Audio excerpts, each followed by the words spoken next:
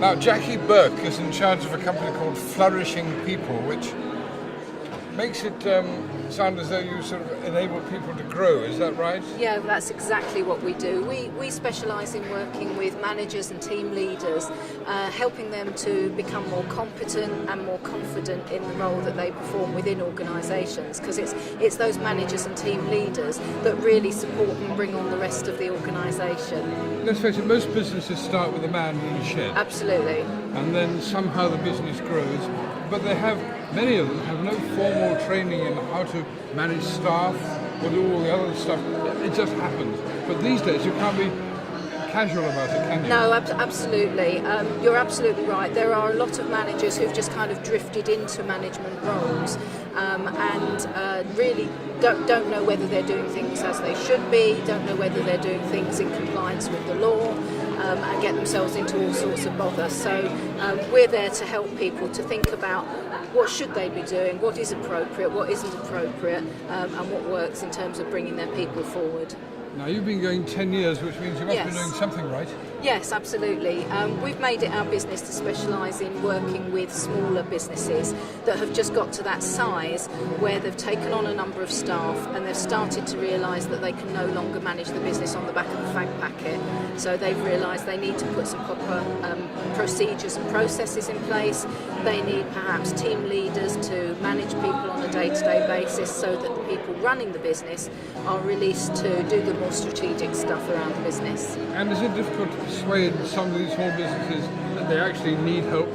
Yes, it is. In some cases, we don't get the phone call until they've got themselves into hot water, and then we get a little call to say, oh, we're in a bit of a pickle, we've lost a lot of staff, or our staff morale is very poor, or something of that nature, and they come to us because they perceive they've got a problem. But hopefully we get to businesses before they actually get into that sort of situation. I mean, business has changed, isn't it? Hasn't Yes, it? yeah. And quite recently too, I think. Yeah, and management has changed an awful lot. What you could do as a manager 20, 30, 40 years ago in terms of telling people what to do and they just got on and did it, you can't do with young people coming into the workplace these days. They have a completely different expectation of what being managed is all about. So particularly for businesses that are managing younger people coming into the workforce, it is really quite challenging.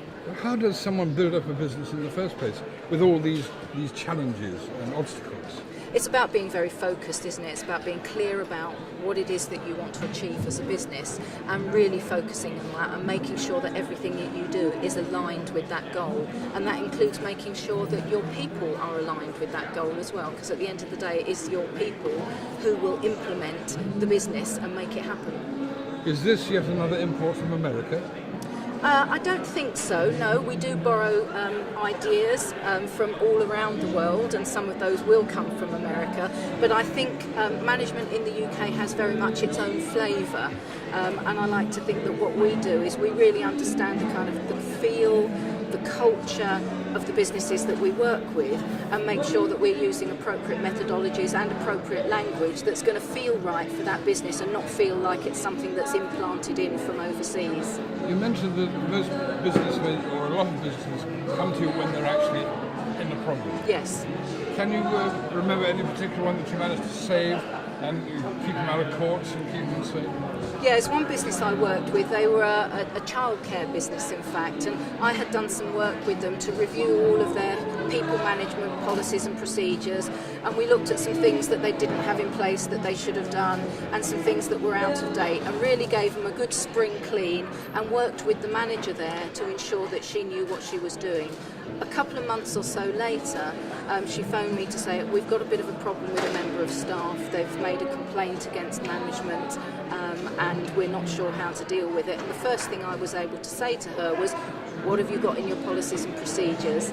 How are you going to proceed according to those? And she used her policies and procedures beautifully, and as a result of that, dealt with the situation appropriately. It got resolved, the member of staff was okay at the end, the business was okay at the end, and it didn't end up in a court tribunal case. Result?